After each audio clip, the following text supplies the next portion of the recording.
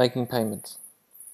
In this short video we will consider some of the rules regulating 4 different ways of making payments: cash, checks, credit cards, and electronic funds transfer payments. First of all, cash. Cash is money in the form of notes and coins. A payee need only accept payment in the form of cash if it is legal tender. All Australian notes are legal tender. Coins are only legal tender for payment of amounts up to the following limits: 5 cents, 10 cents, 20 cents, and 50-cent coins up to $5 in value, and $1 and $2 coins up to $10 in value. If a person attempts to make a payment using coins in excess of these limits, then the payee is entitled to refuse to accept payment and to insist that the payer instead use notes. One of the reasons why cash is such a useful and common way of making payments is because cash is negotiable. Now, this is a very complex legal concept, and we will now attempt to explain the meaning of negotiability. Consider a diamond ring. A diamond ring is not negotiable. So imagine that this old lady owns the diamond ring. The diamond ring is stolen by a thief, who then sells it to the person on the right. Who is the owner of the diamond ring? Is it the old lady who originally owned it, or is it the man on the right who has paid for the diamond ring? The answer is that the ring still belongs to the old lady. This is because the diamond ring is not negotiable. The relevant legal rule here in Latin is nemo dat quod non habet, which means that a person cannot pass on to another something that they do not have. The man on the right could not possibly become the owner of the diamond ring because the person from whom he acquired the diamond ring, the thief, did not have ownership to give him. Ownership always remained with the old lady. Cash, however, is negotiable. Consider this example. The old lady has some cash hidden away. That cash is stolen by the thief, and the thief then uses the cash to purchase something from the man on the right. Who is the owner of the cash? The answer is the man on the right. This is because cash is negotiable. Negotiability means that a person who legitimately acquires possession of the cash is capable of becoming the owner of the cash, even if the cash has passed through the hands of somebody who did not own it, perhaps because they stole the cash.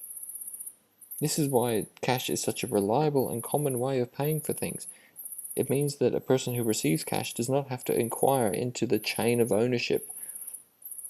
As long as they acquired the cash legitimately, they can become the owner of the cash safely without knowing the history of the individual notes and coins. The second form of payment we will consider is the cheque. A bill of exchange is a written instruction by a creditor, called the drawer, addressed to the debtor, called the drawee, to pay some or all of the outstanding debt to a third party, called the payee. Consider this diagram. Person A wants to make a payment to person B. Now they could use cash, but it may be that the transaction actually involves a large sum of money and the use of cash is therefore inappropriate. Person C owes a substantial sum of money to person A. So what person A does is they write a letter addressed to person C, telling person C to pay some of the money that they owe to person A to person B. Now that letter that person A writes addressed to person C, they hand to person B. That letter is worth the amount of money that is set out in the letter. That letter is known as a bill of exchange, and it is in many ways the equivalent of cash. Person B could approach person C and request payment of the amount referred to in the letter, or person B could use that letter, that bill of exchange, as a substitute for cash in making payments to someone else. And that other person could then approach person C and request payment of the amount set out in the bill of exchange. So the bill of exchange becomes an alternative form of currency. A cheque is a type of bill of exchange. It's a bill of exchange where the drawee is a financial institution such as a bank. So consider this diagram. Person A wants to pay $1,000 to person B. Instead of using cash, person A writes a letter addressed to C, which is now a financial institution or a bank, telling C to pay $1,000 of the money that it owes A to B. That letter is called a check, and it is worth $1,000. Again, person B could approach C, the bank or financial institution, and use that letter to recover the $1,000. Or person B could use that check as a form of currency in making payments that B wants to make to other people. And then that other person could be the person who approaches C in order to recover the money. Checks and bills of exchange are negotiable. Think back to the earlier explanation about the difference between negotiable and not negotiable. A check or a bill of exchange is not like a diamond ring. It is like cash. It can be transferred to another person, and whoever has possession of the check or bill of exchange can enforce it. So here, imagine that the old lady has a check worth $1,000 payable to whoever has possession of the check. That check is stolen by the thief and used to pay for goods sold by the person on the right. The person on the right ends up with possession of the check. Are they entitled to cash it? The answer is yes, because the check is negotiable. Even though the check passed through the hands of a thief, the person on the right ended up in possession of the check and is therefore entitled to cash the check. Precautions can be taken in order to avoid the possibility that the drawer of the check will have to pay some of their money to a person other than the person who they intended to pay it to. A bearer check is a check made payable to bearer or to cash, i.e. to anyone who has possession of the check. The check can be made safer by making it an order check. An order check is a check made payable to a particular person. Now, this payee can still transfer the check to another person, but they must do so by endorsement. In other words, they have to actually write on the check that it is being transferred to another person. A bearer check can simply be handed to another person as if it was a form of cash. The other precaution is to cross the check and write the words "not negotiable" between two parallel lines. This is actually two different forms of protection. If the check has been crossed by the making of two parallel lines across the face of the check can only be paid into the bearer, payee, or transferee's own bank account. This means that the funds can actually be tracked, which is not the case when a check is cashed over the counter. If the words "not negotiable" are written across the face of the check, usually between those two parallel lines, the check can still be transferred to another person. In other words, it can still be endorsed, but that person can no longer acquire better title than the transferor. In other words, by writing "not negotiable" across the face of the check becomes more like a diamond ring rather than cash. So if the old lady has a check that is worth $1,000, but it is crossed and marked non-negotiable, and that check is stolen and used by the thief to purchase goods from the person on the right, then it is still the old lady who has ownership of the check, because by writing the words "not negotiable" across the face of the check, as explained, it makes the check more like an item of personal property, such as a diamond ring, rather than cash. The third type of payment is the credit card.